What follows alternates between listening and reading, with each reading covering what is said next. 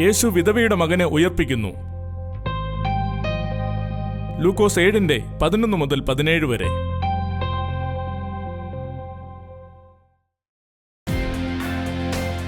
പിറ്റന്നാൾ യേശു Nain എന്ന പട്ടണത്തിലേക്ക് പോകുമ്പോൾ അവന്റെ ശിഷ്യന്മാരും വളരെ പുരുഷാരവും കൂടെ പോയി.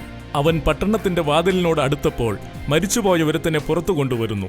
അവൻ അമ്മയ്ക്ക് ഏകജാതനായ മകൻ, അവളോ വിധവ ആയിരുന്നു. പട്ടണത്തിലെ ഒരു വലിയ പുരുഷാരവും അവളോടുകൂടെ ഉണ്ടായിരുന്നു. അവളെ കണ്ടിട്ട് കർത്താവിന് മനസ്സലിഞ്ഞ് അവളോട്, കരയേണ്ട. അവൻ അടുത്തു ചെന്നു മഞ്ചം തൊട്ടു. ചുമക്കുന്നവർ നിന്നു. ബാല്യക്കാരാ, എഴുന്നേൽക്കുക എന്നു ഞാൻ നിന്നോട് പറയുന്നു. മരിച്ചവൻ എഴുന്നേറ്റിരുന്നു സംസാരിക്കുവാൻ തുടങ്ങി.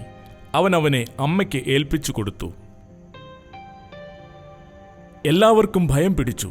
ഒരു വലിയ പ്രവാചകൻ നമ്മുടെ ഇടയിൽ എഴുന്നേറ്റിരിക്കുന്നു, ദൈവം തന്റെ ജനത്തെ സന്ദർശിച്ചിരിക്കുന്നു എന്നു പറഞ്ഞ് ദൈവത്തെ മഹത്വീകരിച്ചു. അവനെക്കുറിച്ചുള്ള ഈ ശ്രുതി യഹൂദിയിലൊക്കെയും ചുറ്റുമുള്ള നാടെങ്ങും പരന്നു.